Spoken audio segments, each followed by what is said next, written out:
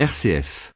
Suite au mouvement des Gilets jaunes, les listes jaunes apparaissent aux élections européennes. On en compte 3, dont Alliance jaune menée par Francis Lalanne et Jérémy Clément.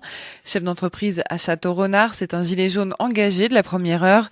Une liste qui bénéficie du large soutien financier de Jean-Marc Governateri, ancien PDG des magasins Fly et très engagé dans la défense de l'environnement. Pour nous parler d'Alliance jaune, nous avons reçu Jonathan Ferrandin, 49e candidat de la liste. Il est originaire de Vendée. Bonjour Jonathan Ferrandin. Comment vous êtes retrouvé sur cette liste ?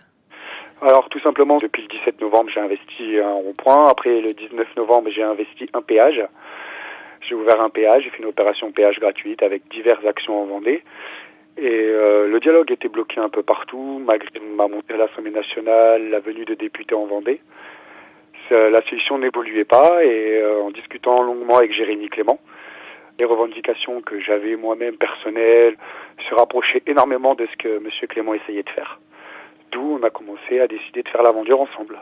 Cette liste, il y a quand même beaucoup de monde. Donc il y a Francis Lalanne, il y a Jérémy Clément, il y a une avocate en plus. C'est l'alliance, oui. C'est l'alliance du parti RIC avec le côté Francis Lalanne. M. Francis Lalanne nous a pris au mot et nous a donné la chance de mettre à profit le chant qu'on fait tous les samedis en manifestation, en disant Emmanuel Macron, on vient te chercher chez toi. Monsieur Lalanne, avec ses soutiens, nous a décidé de nous prendre au mot et de faire ce combat sur ce terrain. Dit on va aller le chercher sur son propre terrain.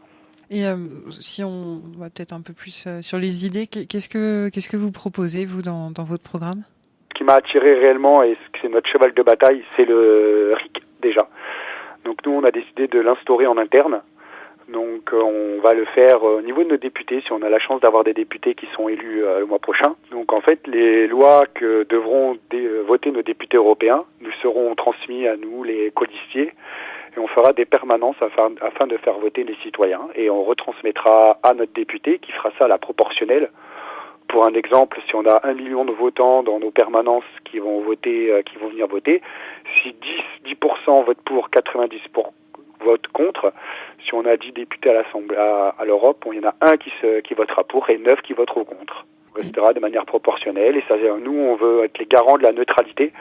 C'est aux citoyens de choisir, c'est aux citoyens de décider de tout ça. Et nous, on veut être le garant de ça, de la parole du citoyen. À l'Assemblée européenne, il y a un fonctionnement pour pouvoir s'exprimer, pour pouvoir proposer des lois. Il faut que les députés s'inscrivent dans des groupes. Est-ce que vous voyez déjà un groupe ? Nous, on met en place des ateliers nationaux qui vont permettre justement la transcription des revendications, qu'on va pouvoir travailler sur un projet de loi abouti et afin qu'elle soit présentée. Mais vous ne pourrez pas présenter de loi si jamais vous n'êtes pas inscrit dans un groupe. Ça veut dire que si vous ne faites pas d'alliance avec d'autres partis européens ? Pour l'instant, nous ne veut pas faire d'alliance. Le but est de ne pas faire comme certains, comme M. Bernaba, tout ça, aller rejoindre des alliances de partis politiques réels avec leur opinion. Nous, c'est pas du tout ce qu'on veut. Nous, on veut vraiment cette neutralité, justement. C'est ce qu'on veut imposer, c'est ce qu'on veut essayer de faire voir déjà au sein de notre pays et au sein de l'Europe. Je vous remercie.